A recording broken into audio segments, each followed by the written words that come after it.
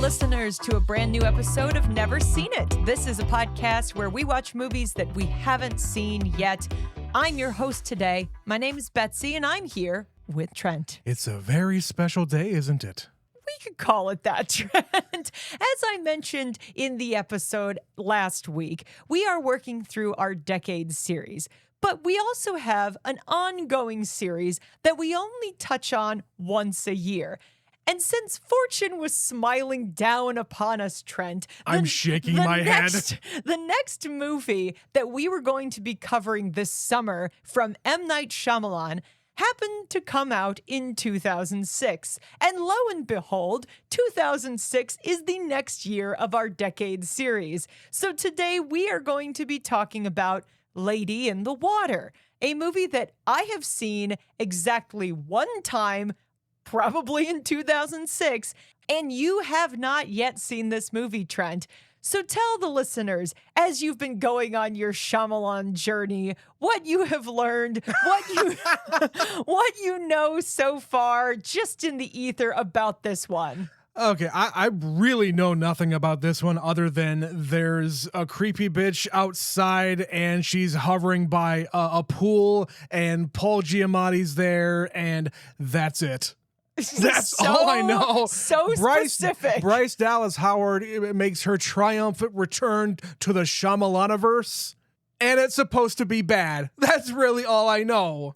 Do you remember 2006 when this movie came out, or God, were you no. not really paying attention at all? I remember people talking about Lady in the Water, but I think by this time, especially after the Village and people talking about how M. Night Shyamalan has really fallen off by this point in his career. Now, of course, the studios are going to continue giving him money to make his movies if people go to see them. And despite the quality of this movie and The Village and probably a whole lot of other ones, people kept coming to the fucking movies, regardless of their quality. So, I mean, we talked about it last year with The Village. I think that movie was fucking dog shit. I had a little bit of good things to say about it, but not much. But as we've kind of talked about over the years now, it just keeps getting worse. I liked The Sixth Sense. I liked Unbreakable, but it's just been going downhill. I alluded to this last year. We did the first three movies, which are the good chapter. We have now entered the questionable chapter of M. Night Shyamalan, but we must get through this set before we can get back to what I understand is a pretty good chapter in his career. Yeah, and we'll talk about this more, but after Lady in the Water and after The Happening, he kind of went away for a while. He started making other people's movies, other people's writings and whatnot. And again, to mixed results. And the more recent stuff like Split and Old and Knock at the Door, the Cabin movie with Batista, those I understand are okay. But in order to get to that better stuff, we got to get through the shit. Yes, he had to step away, but this is going to be one of the movies that made him maybe realize he needed to step away. I don't know if he really thought that, but again, we're going to talk about it. But before we actually go and watch the movie, what do you yourself remember about watching Lady in the Water for the first time? Because as you said, you've only seen it once. And all the other ones we've talked about, you've seen multiple times. So I don't know if it was just because I was in college and I was getting pretty busy in life, or if I just really didn't care about the topic, like when I watched the trailer for Lady in the Water, if I was even interested in seeing it. Yeah, and in general, you're in a place in your life where you're not sitting down to rewatch movies over and over again. Back in those days, I actually was, as the aforementioned, I have seen The Village many, many times. I've seen The Sixth Sense. I've seen all of those earlier ones. Around 2006, I had watched many times already. But you graduated in 2007? Right, but here's the thing. Because I was so excited about the rest of those, it's unusual that I didn't see this one in the theater. There was something in my life or something about this movie that kept me from going to watch it. I remember distinctly watching this one at home with my brothers, and we all kind of had the same reaction where we're like, oh, So is he bad now? And I think it was just kind of a collective thing. Like, people were starting to figure it out. Like, oh, this guy is completely full of himself. And we're going to talk much more about that particular statement after we watch the movie, Trent, because this is something else I touched on in one of the earlier movies. But we'll save it until after you've actually watched the movie. So let's go do it since you don't really know anything else about what you're going into. I really don't. Let's go watch for 2006 Lady in the Water, and we will be right back.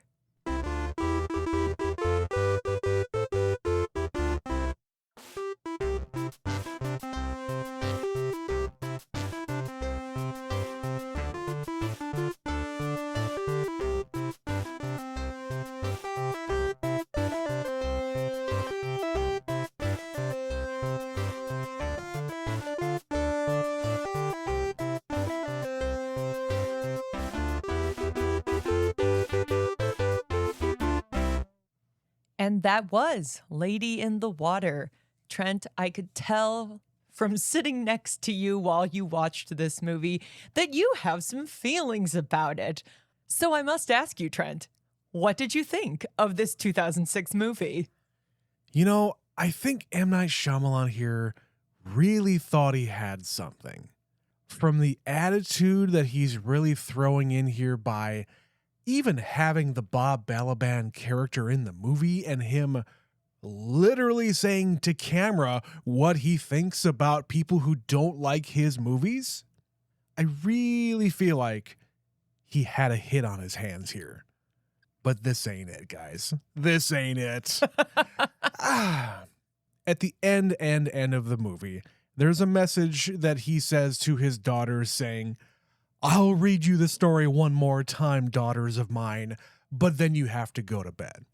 If he was trying to create some kind of a kids movie, bedtime, story time kind of a movie that, you know, you could just show to somebody, hey, it's the princess in the water, shit like that. If he wanted to show his daughters something that they could actually get something out of, he should just show him The Little Mermaid, because there's already inspirations from that movie in this movie. But, I mean, as we've talked about throughout the entirety of this Shyamalaniverse, I just feel like he is so full of himself. He thinks that everything that he ever has written has been gold because the first thing that he wrote was actually good. Trent, I have been saying this for about the last 4 movies. As we continue through his filmography, he is a guy who likens himself a Hitchcock. Thus, he puts himself in all his movies. He always has some kind of a cameo. And I told you in one of the recent episodes that that would become more and more of a problem because he gives himself a bigger and more important role in consequent films. In Signs, he has kind of an important role. But arguably, Lady in the Water is the one where you were just like, oh, for fuck's sake, because he literally writes himself to be the most important person in this movie as far as the overall world is concerned. He is so important that his words will change the face of the planet. He is so important in the movie, Betsy, that she only uses her powers to tell him the future. She doesn't say that about anybody else. No one else in this movie knows what's going to happen in the future except for him. And you could have easily gotten another actor to play this role, but the hubris of this man to decide he is the most important character and I must play him. Yeah. And again, a lot of filmmakers, they consider themselves to be writers first and filmmakers second. And I don't know what it is actually in M. Night Shyamalan's heart, but at the very least in this movie, it kind of feels like the writer part of him is coming out. And I was joking around because, hey, we're watching a Shyamalan movie. When Paul Giamatti goes into their place to fix the light bulb, he comes upon the manuscript on the desk saying, "Do not read." And I said, "Oh, that's the script for The Happening. Don't actually read Don't this. look at it." Don't look at this." Yeah. Yeah, there's also meta commentary through the character of Bob Balaban, where he basically is a movie critic, and when people and a book critic too, and a book critic, and when other characters in the movie talk about Bob Balaban, they basically say, "Who has that much ego?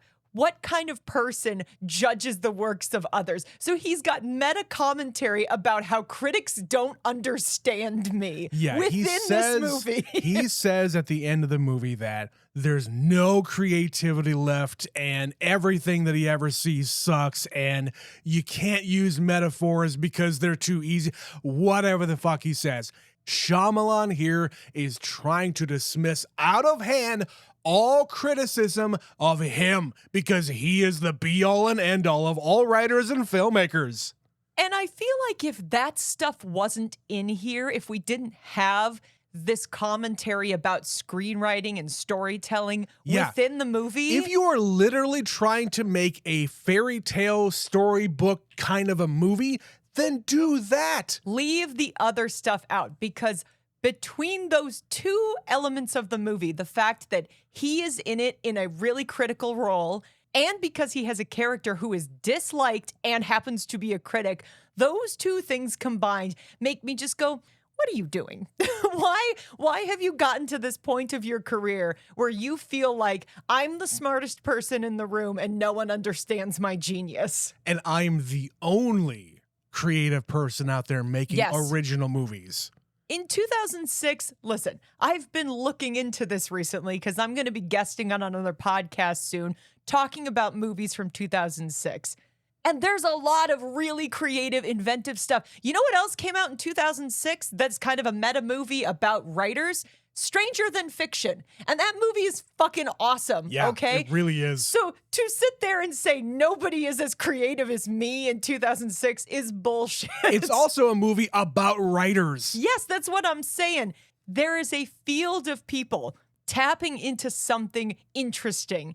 And it's because M. Night Shyamalan at this point in his career has had all these hits back to back to back. And everybody's like, oh my God, he's so good. It went to his head. It went straight to his fucking head. And I know he's making this movie for his daughters. He wanted to make a movie his daughters could actually watch. Then fucking make that movie then. Make that. Because there's also a lot of movies out there that are like modern fairy tales, or how do we bring this idea where fantasy meets reality? But you believe it, you get into it. The execution is all over the board in Lady in the Water. And I think you and I were laughing for half of the movie. Yeah. Because we just couldn't get on board with the transitions. Like, everybody is so quick to believe. Everybody is so just bought in. But as a screenplay, it's not really giving you, the audience, enough reason to believe that those people are on board so fast. The believability is what is lacking here, not in just the fantastical nature of what this entity represents, who just falls out of the fucking sky. Literally. Nobody who lives at this apartment has a job except for Paul Giamatti himself. Everybody just kind of hangs around in their apartment, and everybody just leads whatever life that is assigned to them via their stereotype. The movie does not exist in the real world, and that's what's different about this one as opposed to the rest of his movies that are kind of, at least a little bit, couched in reality. Yes, the fantastical nature of Haley Joel Osment talking and seeing dead people. The fact that the Village movie itself is set up to be this, I don't know, other fantastical thing with mythical creatures and shit turns out to be fucking fake. Spoilers for The Village, but there's nothing here to make me believe anything outside of what I'm looking at, and what I'm looking at is just fucking boring. Betsy, if there is a word that I would use to describe this movie, it is fucking boring. It's not scary. There's maybe one good jump scare in the whole movie. Yeah, and it was really good. It was well done. It was a well-executed moment of the movie. It's when they're in the stairwell. But that's kind of the extent of it. It's like, what mood are we going for here? Because when Bryce Dallas Howard appears, Paul Giamatti falls into the pool and she rescues him, and then he just goes along with it. Right. This random woman is in his apartment, has just saved his life, and he doesn't question it, and he doesn't ask why. And even when he attempts to, he moves on very quickly from not caring about that. Yeah. After he wakes up and she's there, the next scene is him laying on the couch and she is in his lap. Dude, you don't know who the fuck this chick is. Maybe you should go out there and try to find out information about her. Ask the people who live here. Go to the fucking cops. Do something. And then throughout the rest of the movie, we never see him explaining that to anybody. We never see the conversation that happens. We don't hear the conversation for how he describes to these other characters who she is, why he believes this. Where she came from, nothing. Yeah, and it's really difficult to watch a movie that is supposed to be modern, but also a fairy tale, and everybody just gets on board with it. Also, there's no outside world away from this apartment complex. No, we're just Nobody here. leaves, nobody shows up. It's just everybody's here all the time. And if there was any explanation as to why that was, maybe I would have gotten down with it. Lean more into the fairy tale nature of things. Well, they do try to explain it where they say all these people who are important figures in the story, they won't know that they're important. And you were introduced to them earlier in the movie, but also they are drawn to this spot. They don't know why they're drawn to this spot. They just are. Everything is so fucking convenient about everything here. It's like fucking baby's first movie script. It's really fucking dumb. Which is surprising given the fact that he at this point had already written some really good movies. He's also written by this time a kids movie, did he not? Yeah, he had already done Stuart Little before a lot of these other movies made him famous. He was uncredited for that one. I did remember that. He was kind of one of those guys that made his rounds in Hollywood, ghostwriting a lot of screenplays or like punching them up. Didn't you also tell me at one point he was involved in She's All That? Yeah, I don't know what percentage, but he had something to do with writing that screenplay. Maybe he did like a rewrite or something. But yeah, he has been around for a while and he knows how to write things for a younger audience. He knows how to tell a story. So that is why it's really frustrating when you're not utilizing all these skills to the best of your ability. The script feels really sloppy. I don't understand why the momentum is what it is. Like, it starts and stops a lot. We kind of make leaps in assumptions and storytelling a lot. Uh-huh. And I'm just going to say it, Trent. I think this movie is badly directed. There were moments I was looking at the framing of this, like how they had the camera position. I'm like, what the fuck are you doing, guy? Because people are not in the frame in a way that makes any sense. There was one moment here where a lot of the people that he is gathering are all kind of gathered together, and M. Night Shyamalan himself is talking, and most of his face is not in the frame. Yeah. Who does that? Somebody who has made a ton of movies should not be allowing that to be in the final cut of the film. Here's the deal, though. He got enough close-ups of himself in the rest of the movie to make up for that. Did you also notice that? What, just how much time we spend staring at his face? Yeah, he gets all of the big close-ups, and he is such a minor character to the rest of the story. He's minor to the plot of the film, which is why it's so infuriating that they keep including how important he's going to be within the story. Yeah. Or in this world. The story is he's going to be inspired to write this book. It's going to come out, and some young person is going to discover it way later in life and be inspired and choose to do all these very important things and eventually become fucking president and credit him, the writer, as the inspiration. But if that wasn't enough, we're going to have somebody who is completely upset and agitated. People are going to be angry about some of the things I've written in my book, and he's going to become a martyr for his cause. That is what they're saying is going to happen to him. Dude, what the fuck is wrong with you? And once again, what does this subplot have to do with the rest of the story? Why does this have to be here? Yeah. It doesn't. You could cut that out entirely. You could cut out his entire character. You could even cut out both of them, him and his sister. Well, you need the sister because she has to be a part of the group at the end. They need seven Have it sisters. be somebody else. Have it be the chick from Crazy Ex-Girlfriend. Or she could just be someone else's sister. Exactly. It doesn't matter. There are way too many people in this movie, and by the end of it, Betsy, I completely lost. How did they get the Guardian to be the guy who was only building up half of his body? How did that happen? Because I totally missed it. Because there is a storytelling thing here. We have mentioned many times Shyamalan loves a twist. Did you consider this a twist? Maybe not. But arguably, this is how to explain your problem with that character. We are told, here's the story. There's all these important figures. There's the Guardian, the healer, etc. And he goes around, Paul Giamatti goes around the building, and he figures out who he thinks all of these people are. And they have this big plan, but the plan fails. And we, the viewer, go, why did it fail? They say, well, we must have done something wrong. Maybe we are not the people that are supposed to take these roles. And the twist, if you will, comes right after Bob Balaban gives a meta commentary about this feels like the part of the movie where this thing happens. And there's this whole other group of people who are the Guardian and the Guild and the Healer. We had it all wrong because we're people and we just interpreted it incorrectly. The little boy is actually the one who is the interpreter.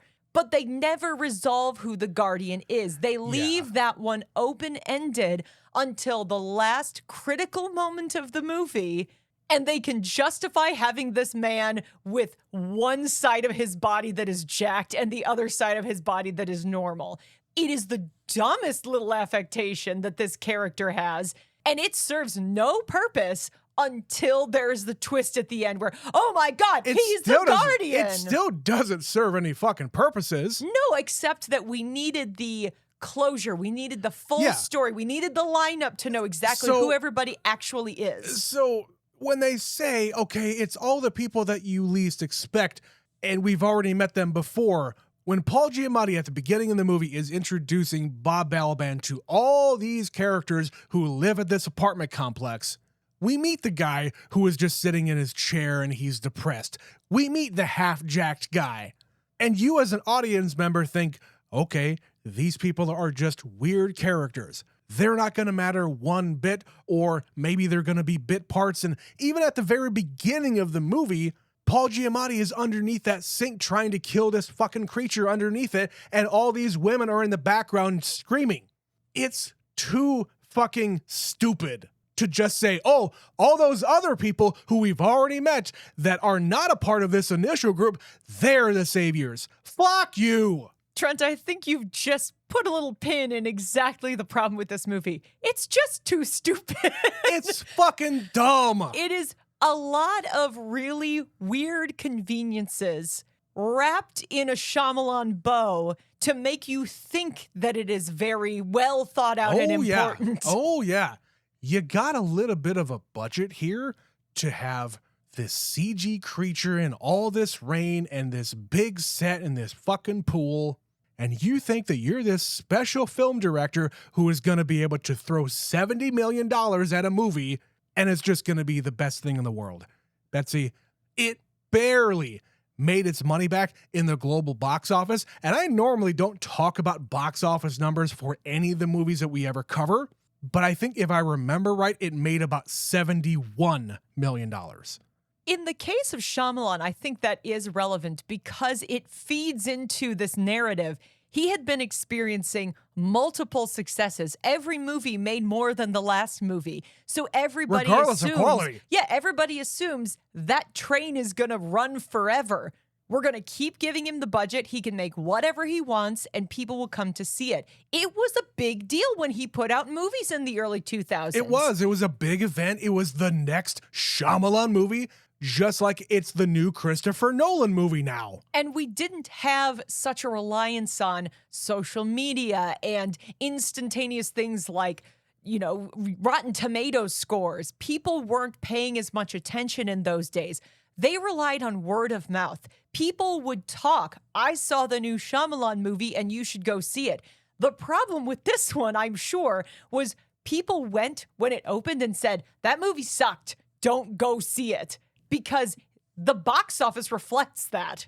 I feel like a lot of the early Shyamalan movies, they were kind of a self-fulfilling prophecy in that they're all the twist movies. And the people who are going around and talking about after they see the movie, they don't want to spoil the twist to their friend or coworker or whoever. There's no twist in this movie, so people feel free to go out there and say, I saw the new Shyamalan movie and I didn't really like it. It's kind of what we talked about in the intro, where this is the beginning of the backlash to Shyamalan. Audiences started to turn on him and stop coming to see his fucking movies. And yeah, like you said, the conversation about movies in general and his movies started to be a lot more mainstream. Rotten Tomatoes was very much a thing even back in the 90s, but this is around the time when the marketing really started to point out, ooh, we have a 93% on Rotten Tomatoes as of whatever date. The awareness of the quality of movies really started to come out, and you couldn't rely on star power much like you used to be able to.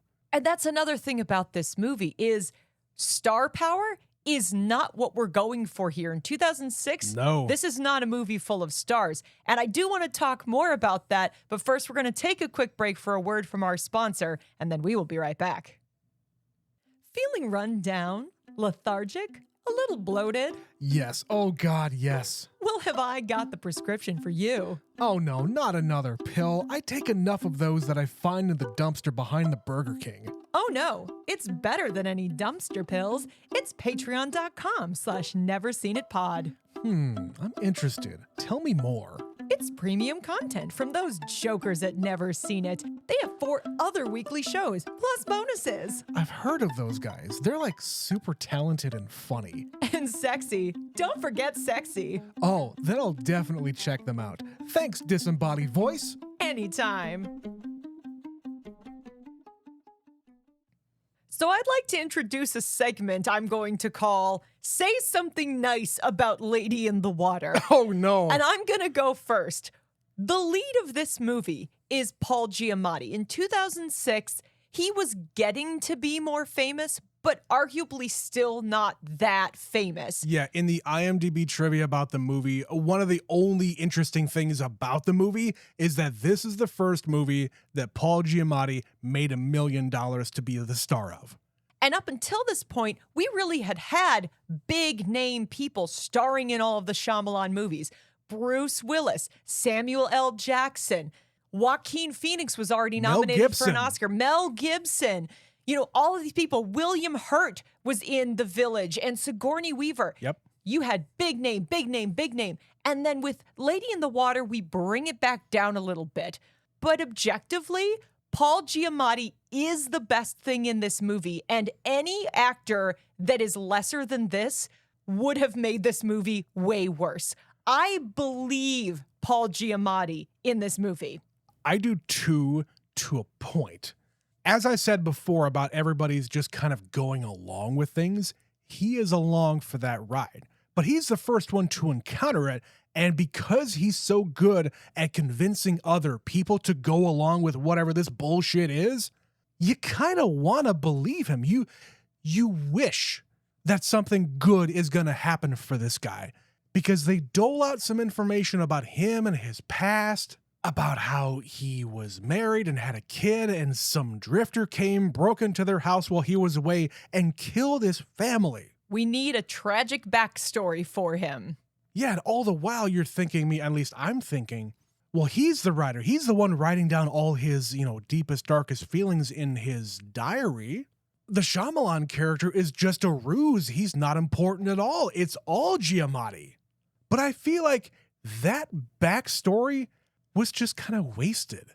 It's brought up 2 more times later with the guy who's just sitting in the chair, and when he's breaking down holding her while everybody else is trying to help him. You need that scene. You need the scene where he becomes the healer, where he is basically saying all the things he wishes he could have said to his family. He says, Yes. I regret I wasn't there. I'm sorry.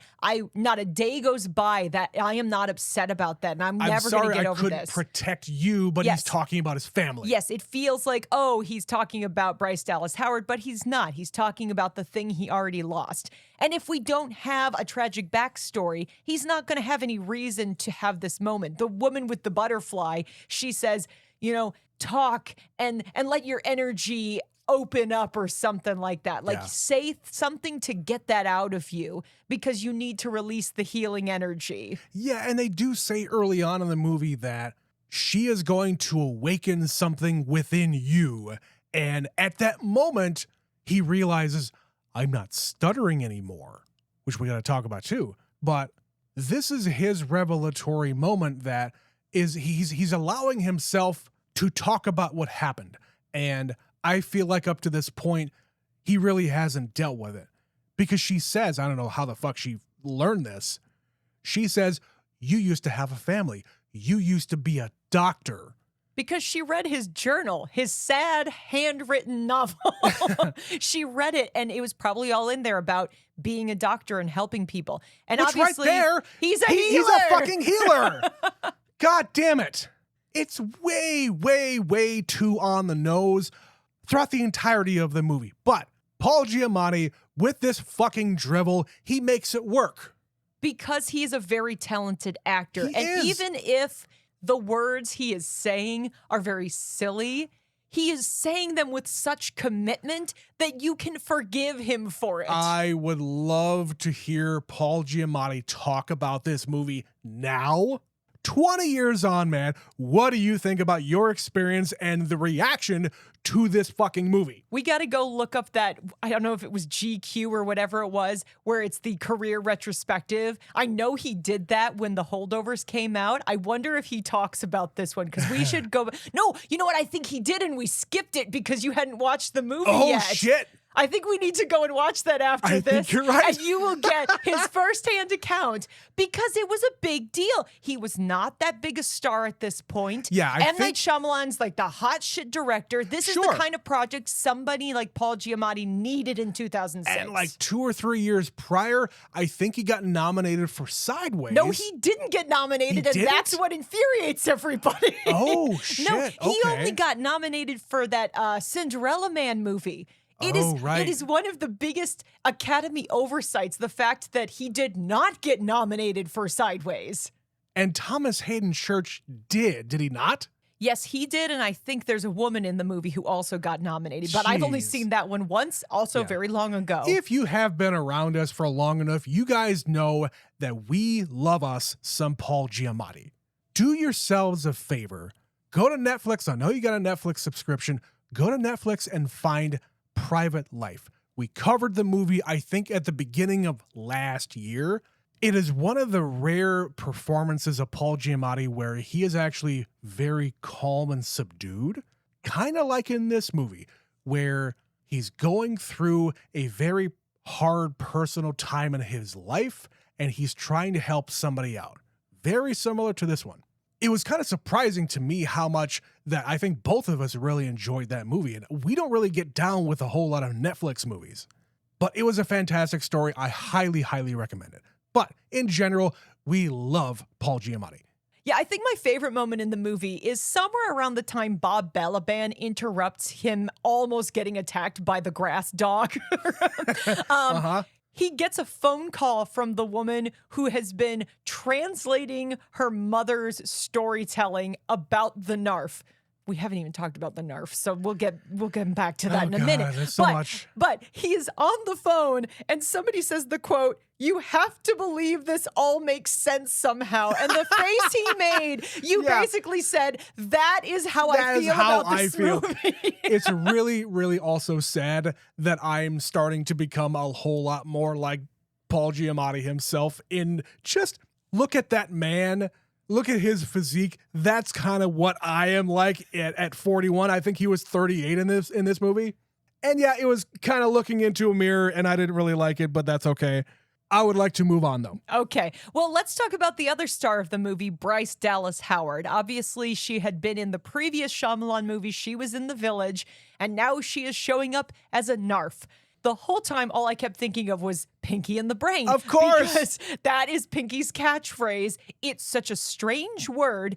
And because it's a fairy tale, we have to make words that make sense. Apparently, narf is the one thing that exists outside of this movie. It did actually reference a sea nymph. So that is who she is playing. She's playing a little bit Madison from Splash. She's playing the Little Mermaid. She's playing a lot of sort of archetypes that you and I are aware of in different storytelling. And you kind of have to, because she's kind of an empty shell otherwise. Yeah, she's not very interesting. This character is just here to kind of move the story along without saying a word. She just like smiles and nods a lot, or like touches her ear and points her finger.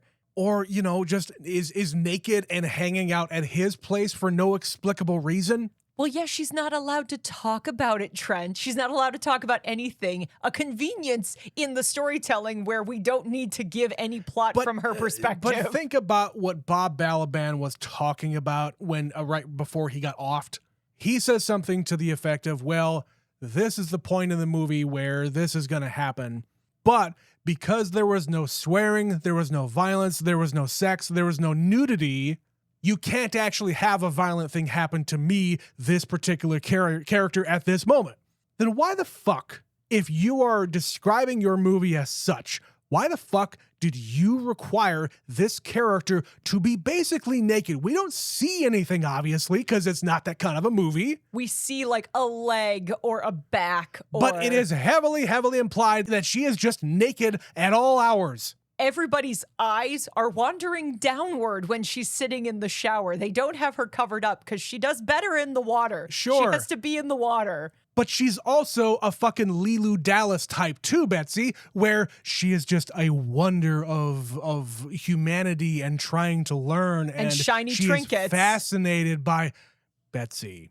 I don't know what he was trying to do with this character, other than what you said.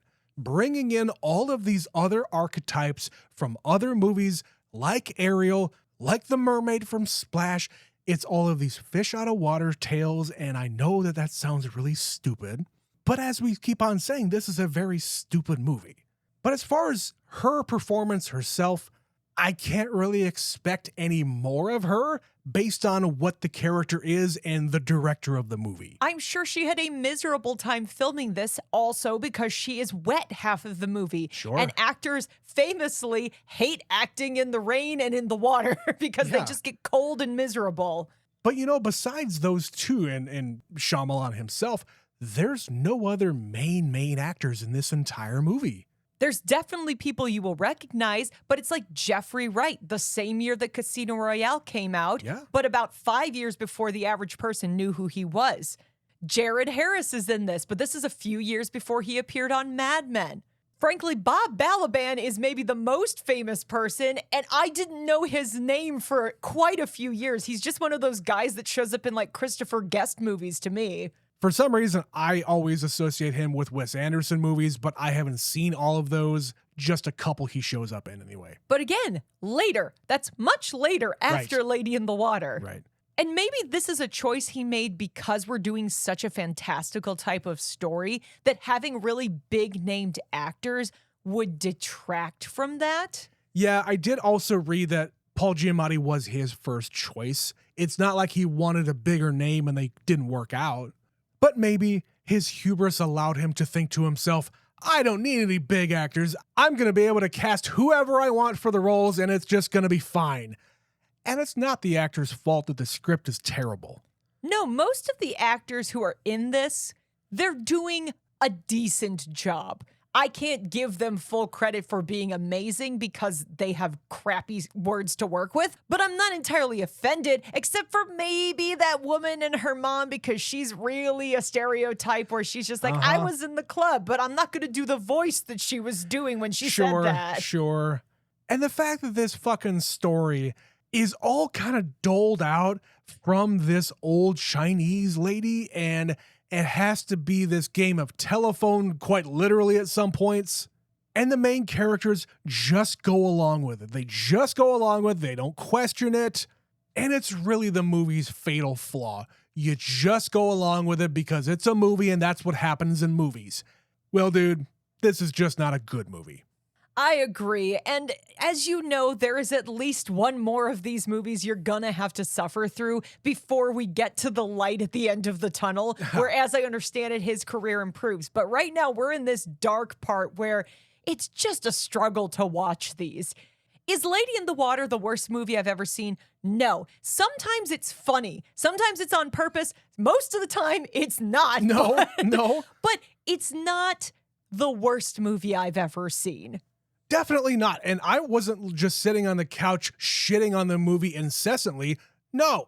But there are some moments here that kind of ruin the entire experience, and I already have a skeptical eye coming into it in the first place. There was nothing here trying to win me back. And maybe in the later movies that we're going to eventually cover, maybe he's going to do something really unique to win me back. Was there anything in this movie that you actually liked outside of Paul Giamatti? Well, we already mentioned the jump scare of them in the stairwell. I turned to you and said, that was really well done. Because I was focusing on Paul Giamatti. I was focusing on her and the fact that she got scratched. And you had even mentioned to me, oh, you didn't see the creature outside of the window? No, I didn't. Yeah, the dog is in the window if you're looking at the window, not at the two actors. But if you're looking at the actors, you could miss it. Yeah. But other than that, Betsy, the only other thing that I can really say that was like, I think I was more surprised and delighted at how stupid it was. But they had made mention of these fucking wood creatures other than the wolf creature coming down from the trees and taking the wolf away and whatever the fuck. I was laughing a whole lot at that scene, but at just how stupid it was. The tree people who leap down at the last minute and drag his ass into the woods. They break the rules and shit like that, but yeah, I have some questions here. I know we're at the end of the show here, but what is the point? I understand the reason why. What is the point? Well, what is the point of Paul Giamatti's stutter? I understand that it's probably meant to be like a PTSD reaction to what happened in his life, but I just don't see the point of it being here at all. I think the small thing is the fact that when he is around her, it goes away. So she has some sort of magical presence to those around her. So that's a quick shortcut way to describe that. But I think it is more of a he's working through his PTSD. Now, the fact that the movie just sort of fucking ends and we get nothing after she's gone, we don't know if he's suddenly healed. Has he completely stopped doing this? We don't know, because we get nothing after the eagle takes her away, but we see that from underneath the pool because we didn't have the budget for the giant eagle. Right. Did you also notice at the beginning of the movie, I can't remember who it was, it might have been multiple people, but people are watching TV or the radio's on, and there are like news reports, newscasts about soldiers going to war. And this, of course, being in 2006, we're in the middle of the Iraq War. The Afghanistan War has already been going on for 5 years. I remember distinctly that Shyamalan had some kind of message in a newspaper in The Village. But what is this about? Is he trying to say something here? Or is it just trying to put it in time? So this was another unanswered question I kind of had. In the very beginning of the movie, we basically get sort of an abridged version of who these creatures are. Right. Like in the world, once upon a time, there were these sea people and they introduced themselves to the humans and they helped each other. But then slowly the humans backed away and now they don't interact anymore. But once in a while, one will come out to try to help the humans. But we never really get at the heart of why she is appearing here right now to express to us the danger the world is in, because that's the message from the beginning of the movie. They're trying to help the humans. How in this movie does Story, yes, her name is Story, how is her presence here in any way trying to help the humans? Because the humans all just spend the whole movie trying to help her. It's a great question, Betsy. I cannot answer that. And maybe this is another one of those commentary things where he's saying the world is a fucked up place right now and we shouldn't be killing each other. We should be helping each other and finding our true purposes. In that story, they talk about humanity started to value possessions and we started to go to war with each other and all that other shit. But you're right. What is the purpose of her actually coming here? It seems like it's a big inconvenience for everybody else in that apartment complex. And because she gets taken away by the eagle, what happens after? Yeah. We are not told the result of this. The only thing we know is that M. Night Shyamalan's character has written a book for the ages that will change humanity. So was the point that she comes to help him and everybody else is inconsequential? Yeah, I think that's it. This is again what I'm saying, like the hubris of somebody to make themselves the focal point of this and to say things throughout the movie like it all has to make sense somehow and critics just don't understand. How could you be so arrogant to presume that you understand what's in the mind of the author? Like it's so Trent. I don't have the words for the annoyance that I feel when I stop to think about it too much. And it just detracts from everything else that could be good in the movie. Or at least it detracts from what the movie could have been. You could have easily turned this into something that could be presented to a child. Would I show a child this movie? Absolutely not. Well, listen. He actually wrote Lady in the Water as a children's book, and it was released the same day as the movie. That was very strategic. I would be curious to go and read that book, because if you take away all the big scenes and take away all the extra shit, if you really just sum it down into the story that you're trying to tell, maybe it would be good. And that is all it ever should have been, is just this compact story for children. It doesn't need to be a movie. Not every story has to become a movie. Well, I didn't like this story, and I didn't like this movie. I do not like this Shyamalan. I will not watch it when it is on. Yes, you're so disturbed by this movie, it makes you write poetry. In real time. In real time. But, you know, there's only one more, presumably in this chapter, that we're probably going to cover. But you're going to have to find out next summer when that is happening. The happening. You did that. I did that. But that is for down the road. For now, we want to know from you, dear listeners, what do you think of Lady in the Water? We have now covered every written and directed Shyamalan movie up to this point in his career on this podcast. So if you have not listened to those episodes, go back, because we have The Sixth Sense and Unbreakable and The Village and Signs. They're all there for you, just waiting. Send us your thoughts, neverseenitpod@gmail.com. But guess what, Betsy? What's that, Trent? We still don't have any emails. So again, we are encouraging everybody out there. I know you're on your summer breaks, but you should watch some movies and tell us what you thought about them. Even if they're just the brand new movies you're watching at the theater, tell us what you thought about the new Spider-Man that just came out. We're not going to be covering that one, so just tell us your thoughts. But maybe we'll go see it if you highly recommend it for us. Yeah, we're not going to cover it, so just talk to us about movies, please. Again, the email, neverseenitpod@gmail.com. You could also reach out to us on any of our social media. We're on Instagram, Facebook, Threads, I guess is a new one. We're on Threads, I guess. We don't use it yet, but it's there. Yeah. But if you message us, we're going to see it. So send us those thoughts. Again, our Twitter got taken over. We have not been able to recover it. No more Twitter. We're done with Twitter. Come find us on Blue Sky instead. If you're enjoying these shenanigans, you can find much more content at patreon.com/neverseenitpod. We put out a new episode at least once a week over there, sometimes twice a week. Yeah. Sometimes you get a bonus episode if there's an extra Wednesday in the month. Yeah, July had 5 Wednesdays, and we did an episode of our show called Second Chance Cinema, where we give another shot to a movie that we didn't like the first time. Last week's episode was La La Land, a movie that Betsy did not really like the first time she watched it, and we gave it another shot.